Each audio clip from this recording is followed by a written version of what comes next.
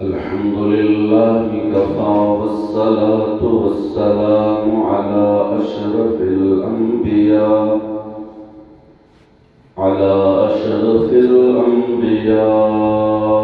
وسيد المرسلين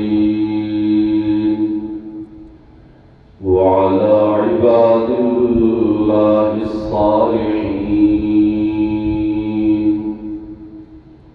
خصوصا على سيد الأنبياء وإمام المرسلين. ثم نشهد أن لا إله إلا الله وحده لا شريك له ولا نظير له ولا مثل له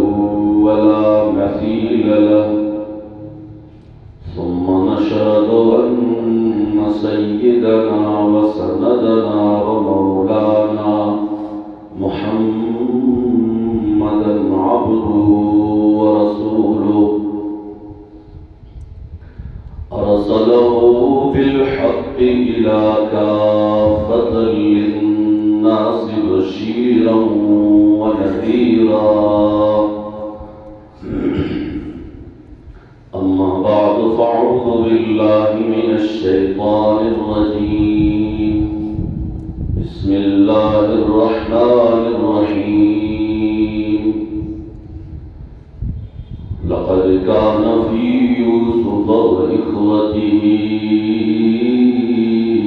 آيات للسائلين.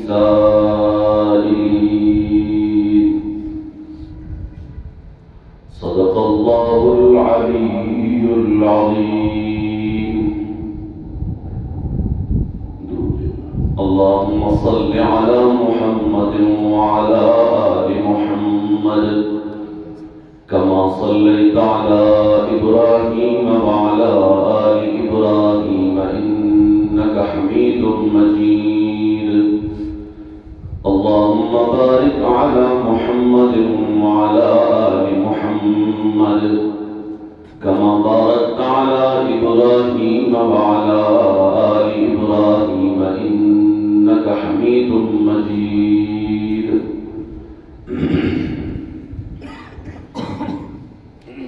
میرے محترم دوستو، عزیزو، دنیا کے حالات اور مسائل اور پریشانیاں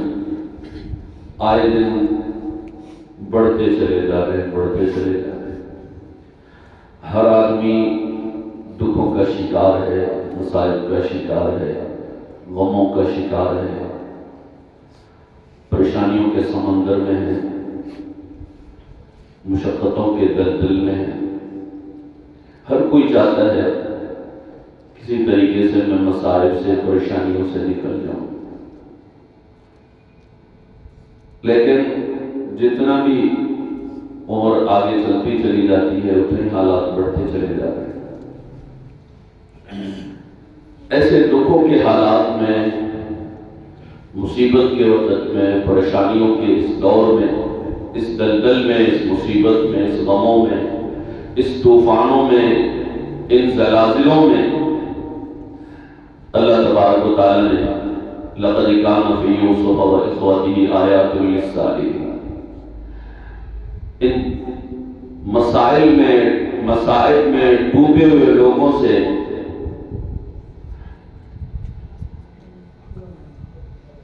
مسائل میں ڈوبے ہوئے کے لیے، پریشانیوں میں ڈوبے ہوئے کے لیے، پوچھنے والوں کے لیے، اس کے لیے یوسف علیہ السلام کا واقعہ، جس کو رب العالمین کہتا ہے احسن القصص، قصوں میں سب سے زیادہ خوبصورت قصہ یوسف علیہ السلام کا ہے. یہ مصیبت، پریشانی کا جو بے تحاشا یہ طوفان ہے، اس کے لیے کیا ہے؟ دو راستے. انہ من یتقی ویصبر، جو تقوی اختیار کرے گا اور صبر کرے گا، اللہ رب العالمین اس دلدل سے اسے نکالے گا، اس پریشانی سے اسے نکالے گا۔ یوسف علیہ السلام کا قصہ، جب ایک یہاں پر یوسف علیہ السلام کے قصے میں اللہ رب العالمین باپ کا اچھا کردار بیان کرتا ہے، اس کے مقابلے میں موسیٰ علیہ السلام کے قصے اور یوسف علیہ السلام کے قصے کو اگر دیکھا جائے بہت بڑی مماثلت ہے۔ موسیٰ علیہ السلام کے قصے میں ماں کے کردار کو بیان کیا جاتا ہے کہ ان کو ادھر بھائیوں نے کنویں میں پھینکا، باپ نے صبر کیا، ادھر اٹھایا ماں نے کنویں میں پھینکا، اور یہ بھی مصر کے ہی بادشاہ کے گھر میں پلا، اور یوسف علیہ السلام اور وہاں پر موسیٰ علیہ السلام بھی فرعون کے گھر میں جو مصر کا بادشاہ تھا اس کے گھر میں پلا۔ ادھر مصر میں داخل ہو رہا ہے، ایک جگہ سے ایک کو مصر سے نکالا جا رہا ہے۔ تو باپ جب اچھا کردار اولاد کے حق میں ادا نہیں کرتا ہے، تو عمر رضی اللہ عنہ کا دور ہے، باپ نے آ کر بیٹے کی شکایت کی، اے امیر المومنین بیٹا میرے راستے پہ نہیں چلتا ہے، اور شکایتیں شروع ہو گئی۔ تو عمر رضی اللہ عنہ نے فرمایا تھوڑا اٹھاؤ اور اس بیٹے کو سزا دو۔ جو سزا دینے لگے انہوں نے کہا امیر المومنین ذرا رکیے تو صحیح، مجھے یہ بتائیے کہ کوئی اولاد کا بھی حق باپ پر ہے؟ لگے ہاں باپ کا بھی حق ہے، باپ پر بھی حق بنتا ہے، اچھا نام رکھے، اچھی تعلیم دے، اچھی جگہ رشتہ دے۔ تو سب سے پہلی بات تو یہ ہے جس جگہ سے والد نے انتخاب کیا ہے، میری والدہ حبشیہ ہے اور لہذا میری تربیت میں کمزوری، میرا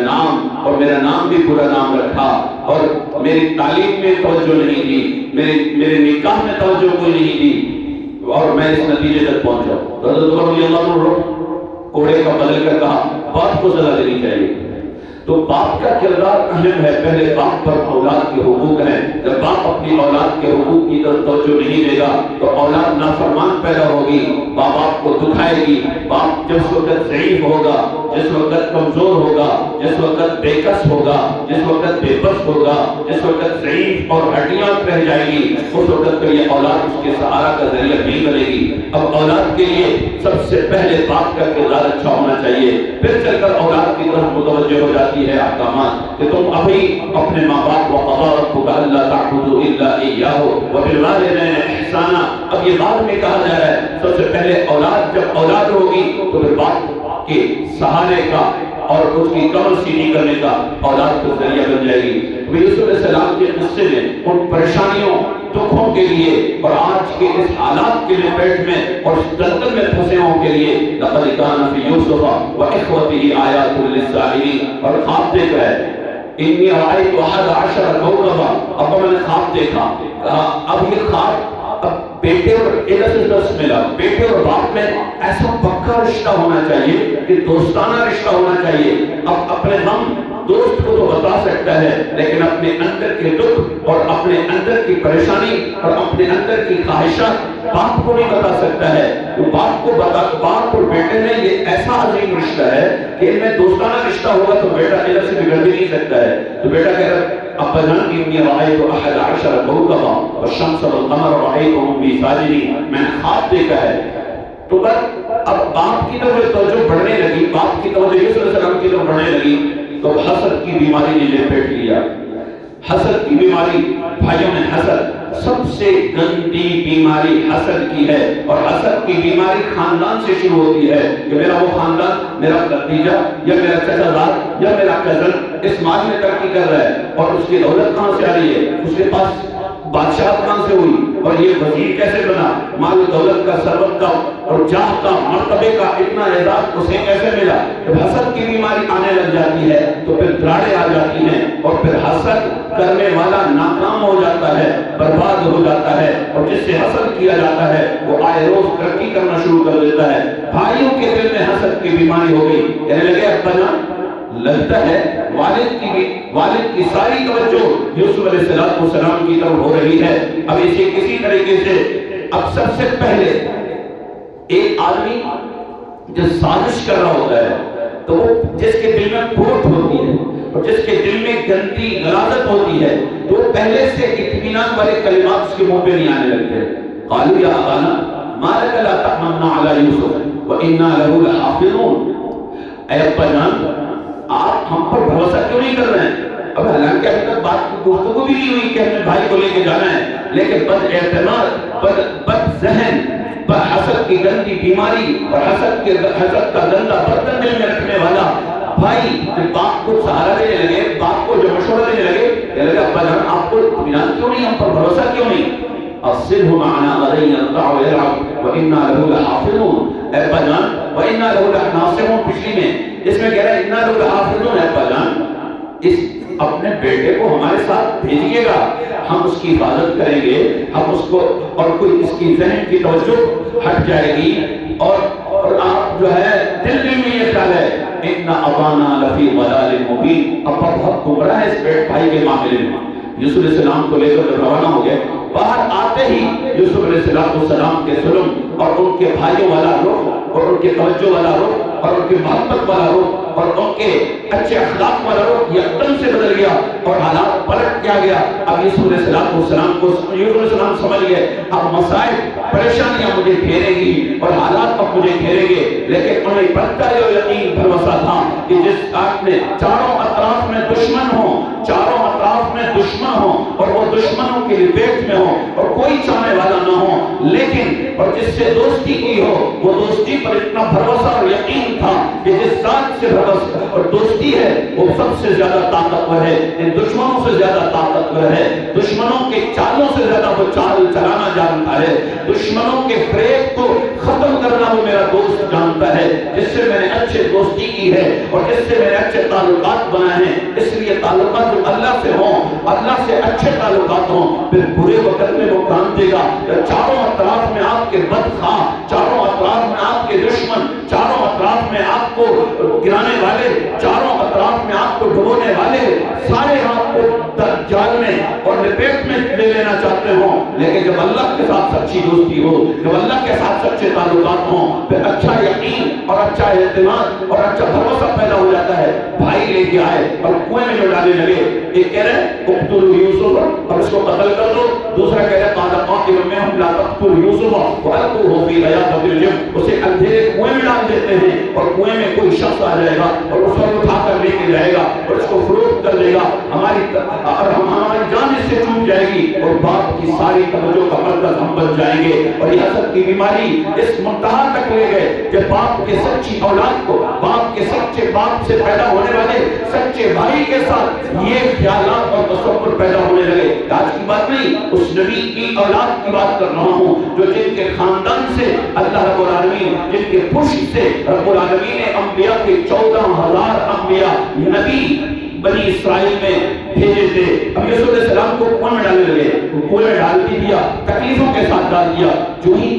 तहने पहुंचने लगा, दोस्त ने मदद भेजी, अल्लाह ने मदद भेजी, अर्श के शहंशाह ने मदद भेजी, कहा जाओ मेरा यूसुफ कुएं में न गिर पाए और उससे पहले अपने हाथों में ले लेना, उसे सीने से लगा लेना और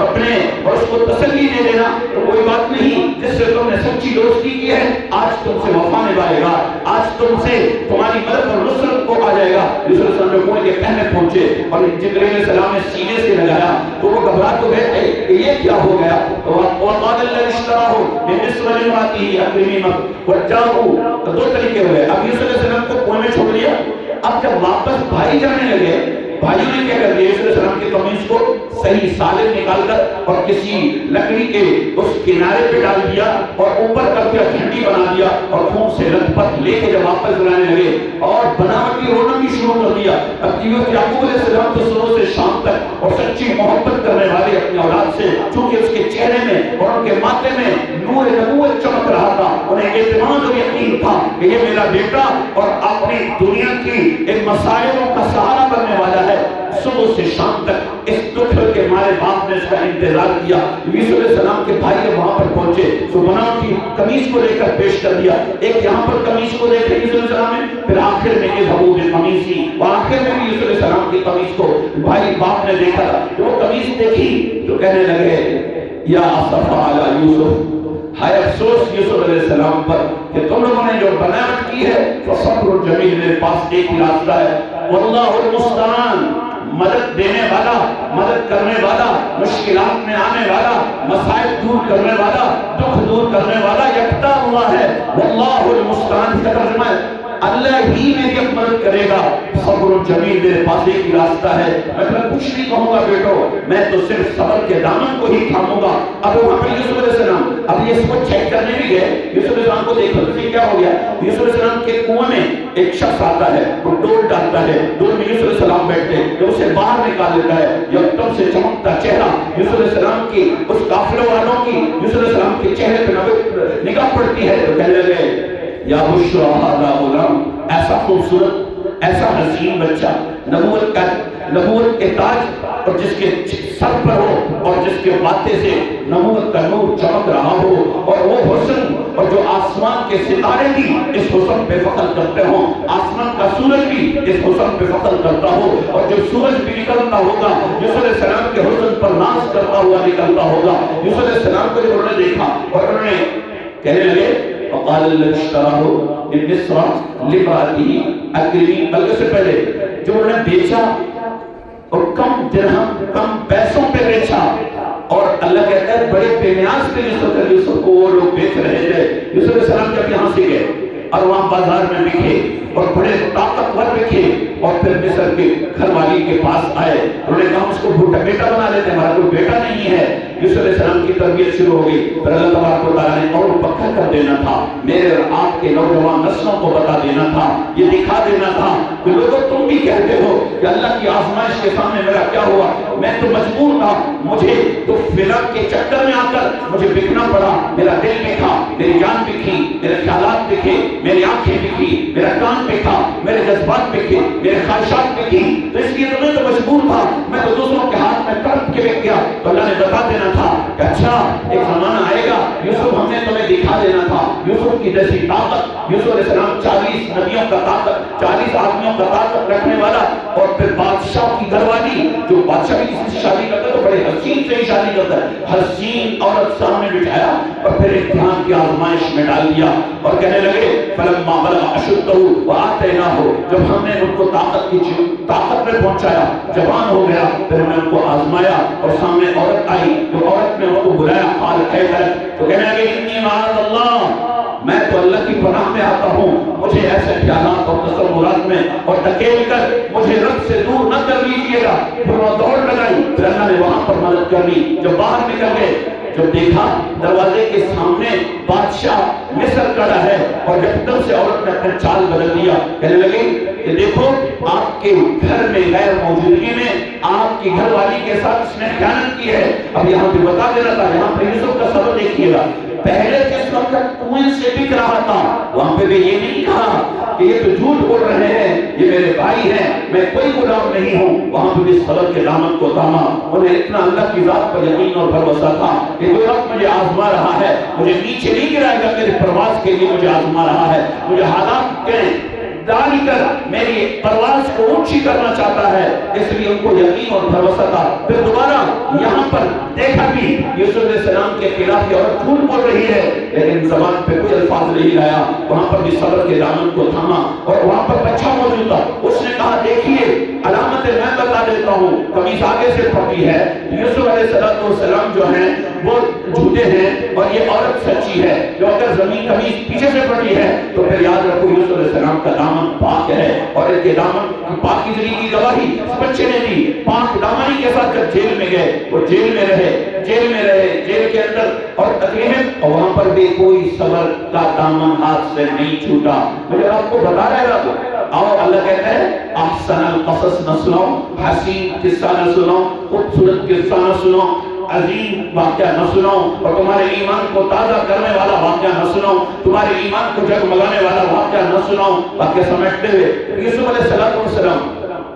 وہاں جیل میں سے رہے, جیل میں رہنے کے بعد جب باہر آ گئے تو رب نے اونچا مرتبہ عطا کیا, جو بادشاہ بنا, بادشاہ کو تخت پر بیٹھا, اللہ نے سر پر نبوت کا تاج رکھا, اور پاؤں کے نیچے مصر کی غلامی کو ہے, مصر کی بادشاہ کو غلام بنا کر قدموں میں لایا, اور سر پر نبوت کا تاج ہے. جب وہ بھائی آئے, جب بھائی آئے تو یوسف علیہ السلام کے والد وہاں پر روتا روتا یا اسفا علی یوسف یا اسفا علی یوسف وجلت عیناہ من الحزن فهو قدیم، روتے روتے آنکھوں کی بینائی بھی چلی گئی تھی، بیٹا کرتے ہوئے نکل جاتے. پھر اللہ ڈانٹ دیتا کہ یعقوب ہم نے تو تمہیں نبی بنانا ہے، ہم نے تمہاری شان اونچی کرنی ہے، نبوت کا تاج پہنانا ہے اور صبر کا دامن تھامنا ہے، آنے والی نسلوں کو بتا دینا ہے کہ نبی کون سا ہوتا ہے، نبی میں کتنا صبر ہونا چاہیے، نبی میں کتنے برداشت ہونے چاہیے. آنے والے لوگ جب حالات کا شکار ہوں گے تو وہ قرآن کھولیں گے، یوسف کو پڑھیں گے تو اپنے سینے کو صبر کا دامن پہنائیں گے اور سینے میں صبر کا لباس پہنائیں گے اور صبر جمیل پڑھتے چلے جائیں گے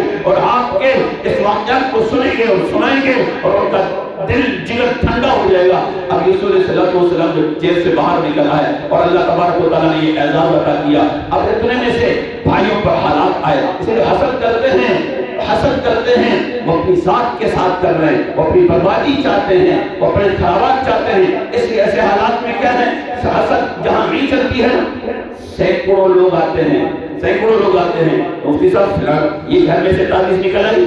یہ جادو نکل آیا اور یہ تعویذیں ہوئی ہی ہیں اور انہیں پڑھو تو یہی نکلتا ہے. کبھی گھر میں خاندان میں کس کا نام، کوئی حسد نہیں. یہ حسد کرنے والا اپنے پاؤں پہ خود ہی کلہاڑی مار رہا ہے. ایک دن جس سے حسد کیا جا رہا ہے اگر اس کے دامن میں صبر ہو اور اس کے سینے میں صبر ہو اور اس کی ذات میں طہارت ہو، دل میں پاکیزگی ہو، رب انہیں اونچا لے کے آئیں گے، انہیں پرواز دیں گے، انہیں طاقت بھی دیں گے اور وہ دیکھیں گے حاصلین ان کے قدموں میں انہیں لے کے آئے گا. یوسف علیہ السلام کے یہ بھائی آئے، فلما دخلوا علی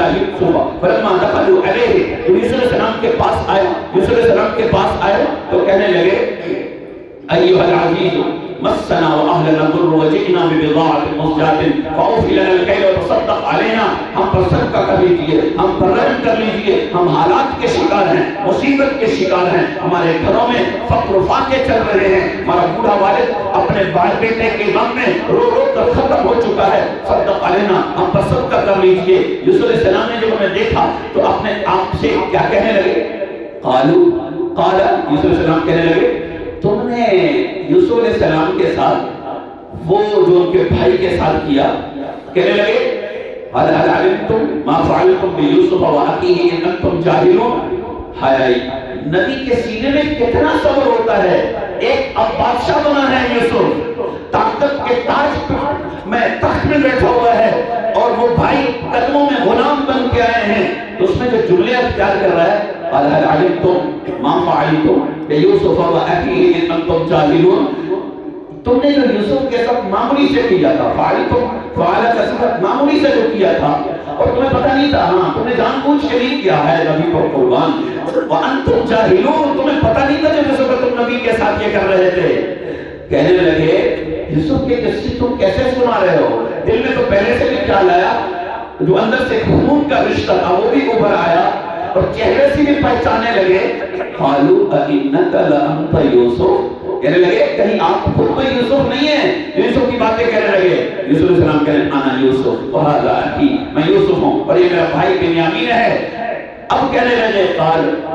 لقد آثرک اللہ علینا، اب اللہ نے تمہیں بہت عزت دی ہے، اللہ نے تمہیں بہت شرافت دی ہے، اللہ نے تمہیں اونچا مقام عطا کیا ہے، اللہ نے تمہیں اعزاز عطا کیا ہے. انا وان كنا لخاطئین، ہم تو گنہگار ہیں اس وقت آپ کے سامنے، ہم مجرم ہیں آپ کے سامنے، ہمیں معاف کر دیجیے. یوسف علیہ السلام نے سینہ کھول کے کہا لقد آثرک، کوئی بات نہیں، یغفر اللہ لکم، میں نے تمہیں معاف کر دیا، اللہ سے بھی امید کرتا ہوں کہ وہ بھی تمہیں معاف کر دے گا. اب یوسف علیہ السلام کے بھائیوں سے کہہ رہے ہیں اذهبوا بقمیصی ھذا، میری یہ قمیص لے کے چلے جانا اور والد کو دکھا دینا، والد کو بتا دینا، والد کے پاس لے کے جانا. جو رو رو کے یا اسفا علی یوسف کہتے کہتے کہتے ان کی جان نکلنے والی ہے. اب یہ قمیص لے کر جو وہاں سے روانہ ہو گئے، یعقوب علیہ السلام بولا انی لاجد ریح یوسف، اے جو پاس بیٹھے ہوئے تھے یکدم سے جھوم اٹھے، اس بیٹے کی جدائی کی خوشبو آنے لگی. کہنے لگے انی لاجد ریح یوسف، مجھے یوسف علیہ السلام کی خوشبو آ رہی ہے، لیکن لگتا ہے تم مجھے ملامت کرو گے، لیکن تم مجھے برا بلا کہو گے. یہی کہنے لگے ہاں ابھی بھی یوسف علیہ السلام کے چکر میں وہ تو پتہ نہیں کون سے درندے کے پیٹ میں چلے گئے اور کون سے درندے نے سے کھا لیا اور کون سے کنویں میں گر کر ختم ہو گئے. اور یہاں پر تم کہہ رہا ابھی بھی یوسف کی خوشبو آ رہی ہے. اب یوسف علیہ السلام کی جب قمیص لے کے آئے اللہ رب العالمین نے وہ دکھایا، وہ منظر بتایا کہ تم حسد کرنے والے کہاں سے کہاں تک گر گئے، اور جس سے حسد کیا گیا اللہ نے کتنا اونچا مقام عطا کیا، کتنا اونچا رتبہ عطا کیا ہے۔ اپنی اولاد کو طاقت دو، تربیت کرو، اپنے اولاد کی توجہ دو، توجہ کا مرکز بنو، ورنہ اولادیں بکھر گئی، اولادیں ختم ہو گئی، اگر برباد ہو گئی اور پھر تم بوڑھے ہو گئے، ضعیف ہو گئے، یہی اولادیں تمہارے سامنے جو بدتمیزی کریں گی وہ اپنی اولاد کے اس بدتمیزی کی نتیجے میں اپنی اولاد کے پاؤں میں بھی کلاڑی مار رہے ہو اور یہ برباد ہوتا چلا جائے گا۔ اللہ ایسے اولاد کو کیسے کامیاب کر سکتا ہے؟ وَلَا تَقُلْ لَهُمَا أُفٍّ وَلَا تَنْهَرْهُمَا وَقُلْ لَهُمَا قَوْلًا كَرِيمًا وَاخْفِضْ لَهُمَا جَنَاحَ الذُّلِّ مِنَ الرَّحْمَةِ وَقُلْ رَبِّ ارْحَمْهُمَا كَمَا رَبَّيَانِي صَغِيرًا۔ رب جس کو کہہ رہا ہے اپنے باپ کے سامنے اف تک کو مت کہو، یہ اولاد اگر اٹھے گی اپنے ماں باپ کے سامنے اف کو بولے گی، اپنے ماں باپ کو سینے پر خنجر کا وار کرے گی، تو پھر یہ اولاد کیسے کامیاب ہو سکتی ہے اور اولاد تو ناکامی ہو جائے گی۔ اس لیے رسول اللہ صلی اللہ علیہ وسلم نے فرمایا اور تمہیں ادھر ادھر جانے کی کوئی ضرورت نہیں ہے، میری والدہ اگر حیات ہوں، میرا والد اگر حیات ہوں اور ان کی ضعیف اٹھتی ہوئی دعائیں، اگر کوئی پوچھتا ہے نا کہ دعا کر لیجئے، ان سے کہا جائے، ان سے بتایا جائے کہ تمہاری والدہ حیات ہے،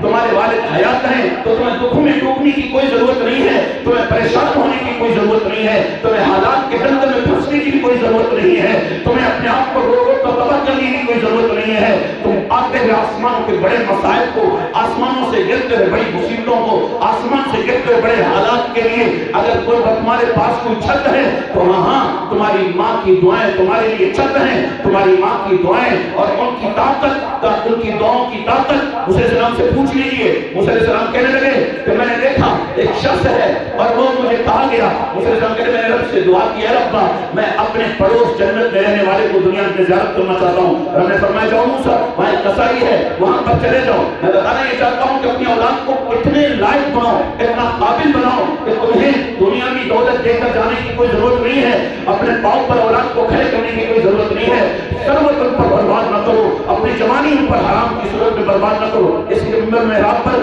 ہم یہ بولتے ہیں رشوت مت کھاؤ، تو رشوت کھانے والے ناراض ہو جاتے ہیں، سود کھانے کی ممانعت بیان کی جاتی ہے تو سود کھانے والے بھی ناراض ہو جاتے ہیں۔ یہ احکامات رب نے بیان کیے ہیں، جیسے ابھی الحمدللہ وہ سود کے لیے بھی راہیں بند ہو گئی ہیں، حالانکہ سود کے حرمت کو رب نے پہلے سے بیان کیا،